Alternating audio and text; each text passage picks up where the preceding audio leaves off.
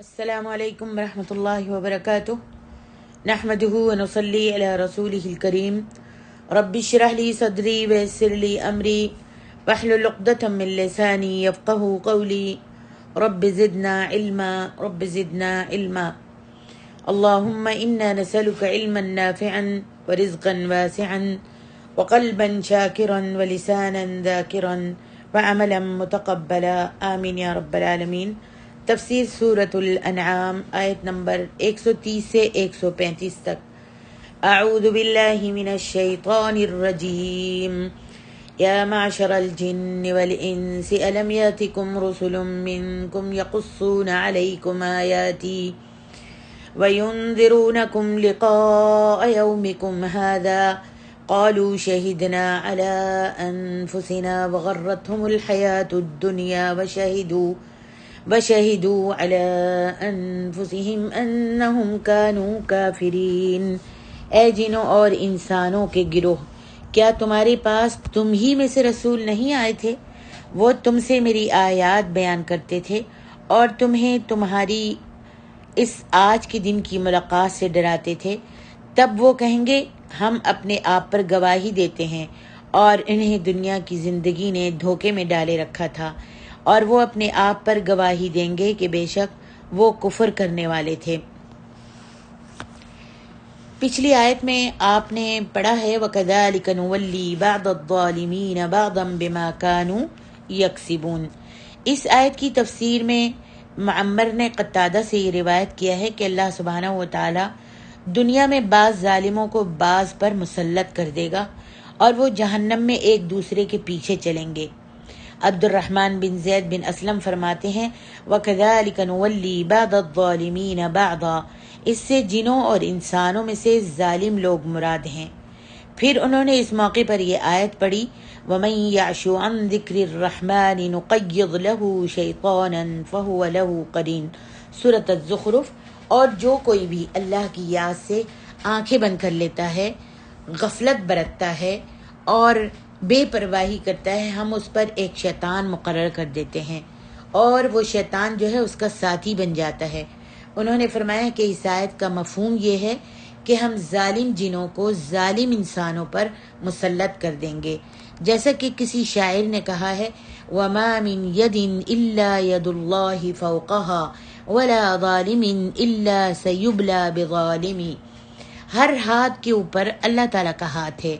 اور ہر ایک ظالم کو اپنے سے بڑے ظالم کے ساتھ واسطہ پیش آتا ہے۔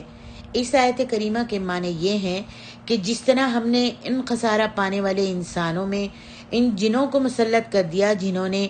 انہیں گمراہ کیا تھا، اسی طرح ہم ظالموں کو ایک دوسرے پر مسلط کر دیتے ہیں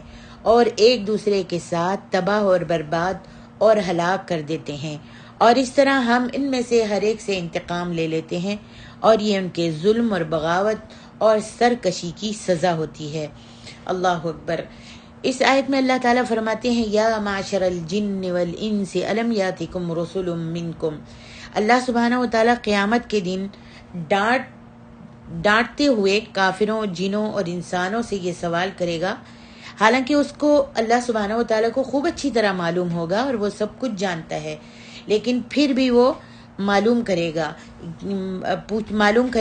پوچھے گا، سوال کرے گا کیا رسولوں نے تم تک اس کے اللہ تعالیٰ کے پیغام کو پہنچایا تھا یا نہیں؟ یہ استفہام ہے،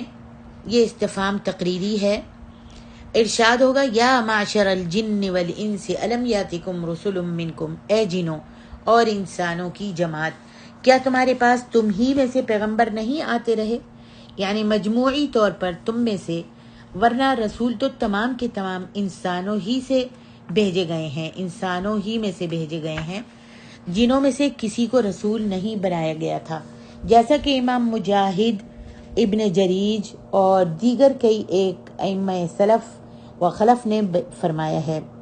تفسیر طبری۔ اس بات کی دلیل کہ تمام انبیاء اور رسول انسانوں میں سے ہی پیدا ہوئے ہیں حسب ذیل ارشاد باری تعالیٰ ہے انا وجدنا الیک انا اوحینا الیک کما اوحینا الی نوح والنبیین من بعدہ، رسلا مبشرین ومنذرین لئلا یکون للناس علی اللہ حجۃ بعد الرسل، سورۃ النساء۔ اے نبی، بے شک ہم نے آپ کی طرف اسی طرح وحی بھیجی ہے جس طرح نوح اور ان کے بعد دوسرے پیغمبروں کی طرف بھیجی تھی۔ سب پیغمبروں کو اللہ تعالیٰ نے خوشخبری سنانے والے اور ڈرانے والے بنا کر بھیجا تھا، تاکہ پیغمبروں کے آنے کے بعد لوگوں کو اللہ پر الزام کا موقع نہ رہے۔ حضرت ابراہیم علیہ السلام کا بھی ذکر کرتے ہوئے اللہ فرماتے ہیں وَجَعَلْنَا فِي ذُرِّيَّتِهِ النُّبُوَّةَ وَالْكِتَابَ، سورۃ العنکبوت، اور ہم نے ان کی اولاد میں نبوت اور کتاب مقرر کر دی۔ اس آیت کریمہ میں اللہ سبحانہ وتعالیٰ نے حضرت ابراہیم علیہ السلام کے بعد نبوت اور کتاب کو آپ کی اولاد ہی میں محصور قرار دیا ہے، اور کسی نے بھی یہ نہیں کہا کہ حضرت ابراہیم علیہ السلام سے پہلے نبوت جنوں میں بھی تھی، پھر حضرت ابراہیم علیہ السلام کی بعثت کے بعد جنوں میں یہ منقطع ہو گئی تھی، ایسے کسی نے بھی نہیں کہا۔ ارشاد باری تعالیٰ ہے وَمَا أَرْسَلْنَا قَبْلَكَ مِنَ الْمُرْسَلِينَ إِلَّا إِنَّهُمْ لَيَأْكُلُونَ الطَّعَامَ وَيَمْشُونَ فِي الْأَسْوَاقِ، سورۃ الفرقان۔ اے نبی، ہم نے آپ سے پہلے جتنے بھی پیغمبر بھیجے ہیں وہ سب کھانا کھاتے تھے اور بازاروں میں چلتے پھرتے تھے۔ اور اللہ تعالیٰ سورۃ یوسف میں بھی فرماتے ہیں وَمَا أَرْسَلْنَا مِن قَبْلِكَ إِلَّا رِجَالًا نُوحِي إِلَيْهِم مِّنْ أَهْلِ الْقُرَىٰ، اور ہم نے آپ سے پہلے بستیوں کے رہنے والوں میں مرد ہی رسول بنا کر بھیجے تھے، ان کی طرف ہم وحی کرتے تھے۔ سبھی جانتے ہیں کہ جن اس باب میں انسانوں کے تابع ہیں، واللہ عالم۔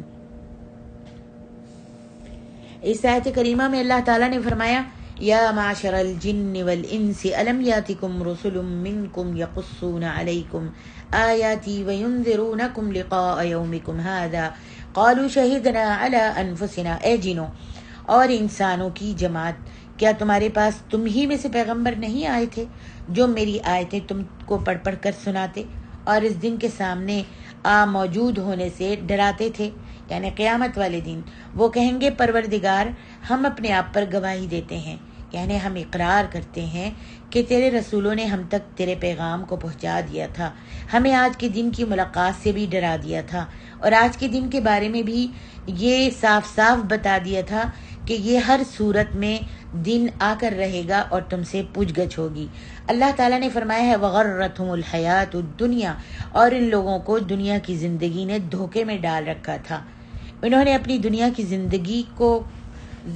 کوتاہیوں اور بد اعمالیوں میں صرف کی، دنیا کی زندگی، دنیا کے عیش و آرام میں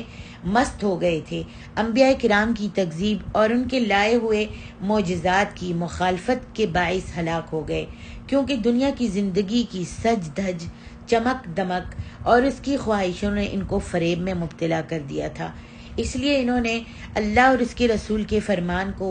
سنا لیکن اس کے اوپر عمل نہیں کیا۔ وَشَهِدُوا عَلَىٰ أَنفُسِهِمْ، اور اب خود وہ اپنے اوپر گواہی دیں گے، یعنی قیامت کے دن، أَنَّهُمْ كَانُوا كَافِرِينَ، کہ بے شک وہ کفر کرتے تھے، یعنی دنیا میں حضرات انبیاء کرام علیہم السلام ان کے پاس جس دین اور شریعت کو لے کر آئے تھے انہوں نے اس کو قبول کرنے سے انکار کر دیا تھا اور دنیاوی مستیوں میں مست ہو گئے تھے۔ اللہ سبحانہ وتعالیٰ نے فرمایا ہے ذَلِكَ أَن لَّمْ يَكُن رَّبُّكَ مُهْلِكَ الْقُرَىٰ بِظُلْمٍ وَأَهْلُهَا غَافِلُونَ، اے نبی صلی اللہ علیہ وسلم، یہ جو پیغمبر آتے رہے اور کتابیں نازل ہوتی رہیں،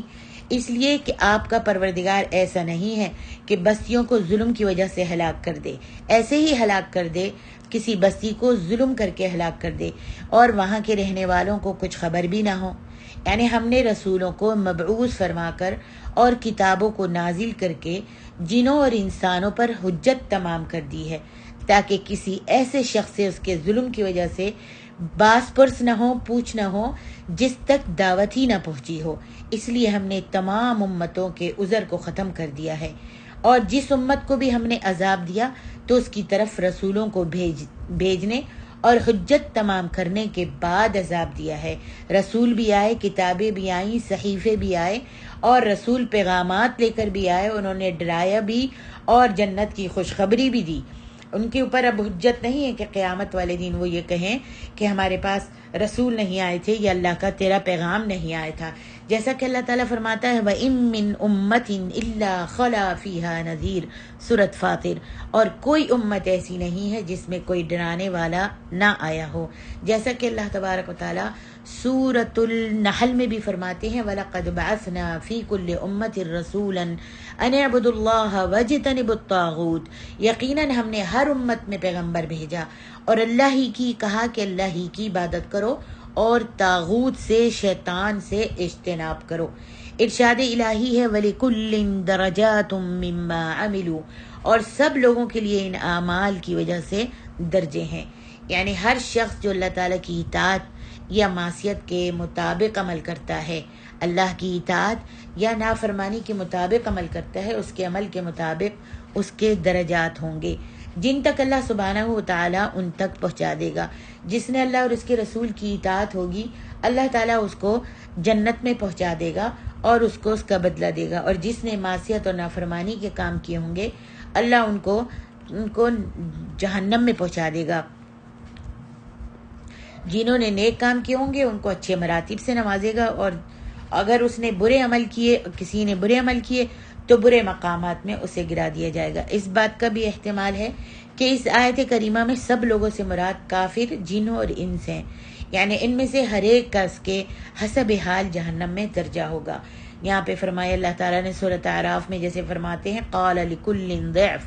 اللہ فرمائے گا کہ تم سب کو دگنا عذاب دیا جائے گا،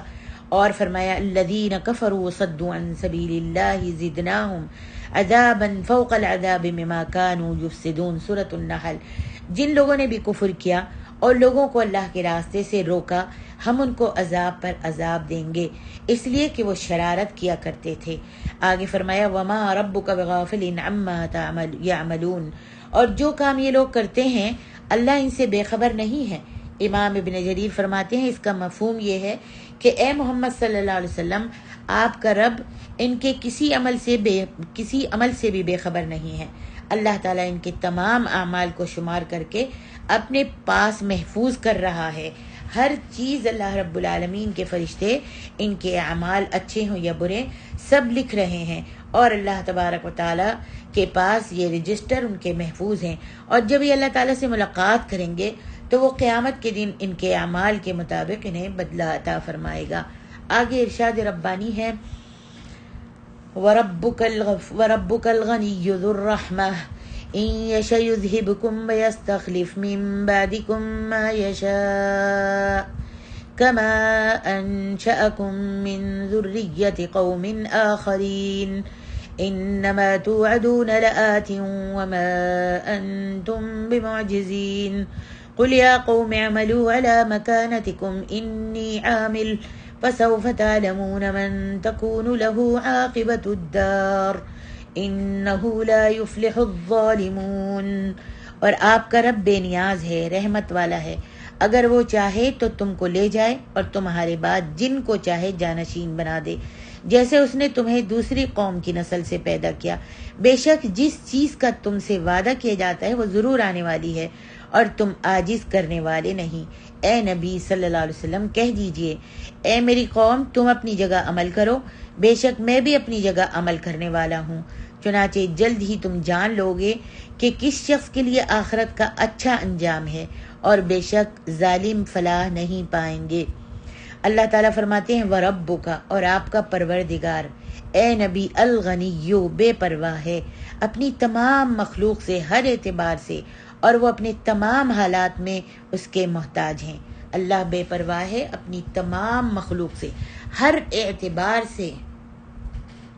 بے پرواہ ہے، اور وہ جو ہیں یعنی انسان جو ہیں وہ اپنے تمام حالات میں اسی کے محتاج ہیں۔ ذو الرحمہ، اور اللہ سبحانہ و تعالیٰ صاحب رحمت بھی ہے، اور وہ اس کے ساتھ ساتھ اپنے بندوں پر رحم بھی فرمانے والا ہے، جیسا کہ اس نے فرمایا ہے سورۃ الحج میں ان اللہ بالناس رؤوف الرحیم، بے شک اللہ تعالیٰ لوگوں پر نہایت شفقت کرنے والا اور مہربان ہے۔ ان یشاء یذہبکم، اگر وہ چاہے تو اے بندو تم کو لے جائے، جب تم اس کے حکم کی مخالفت کرو تم کو لے جائے، وَيَسْتَخْلِفْ مِن بَعْدِكُم مَّا يَشَاءُ، اور تمہارے بعد جن لوگوں کو چاہے تمہارا جانشین بنا دے، یعنی دوسرے ایسے لوگوں کو جو اس کی اطاعت کے مطابق عمل کریں.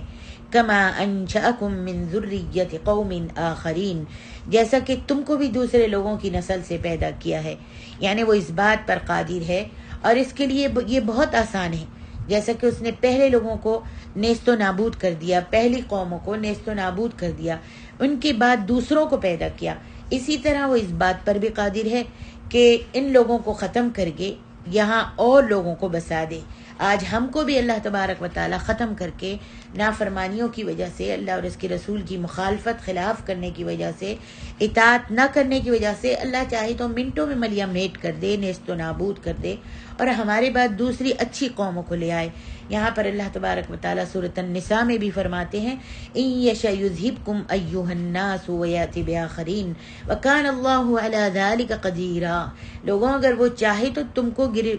کو فنا کر دے، تم کو تباہ کر دے، تم کو برباد کر دے، ملیا میٹ کر دے اور تمہاری جگہ دوسرے لوگوں کو پیدا کر دے. اور کیا یہ بتاؤ کہ اللہ اس پر قادر نہیں ہے؟ بے شک اللہ فرماتا ہے وَكَانَ اللَّهُ عَلَى ذَلِكَ قَدِيرًا. یہاں اور دوسری آیت پر میں اللہ تعالیٰ سورۃ فاطر میں فرماتے ہیں یا ایھا الناس انتم الفقراء الی اللہ واللہ هو الغنی الحمید. تم سب اللہ کے در کے محتاج ہو، وہ کسی کا محتاج نہیں ہے، وہ تو بے پرواہ ہے، وہ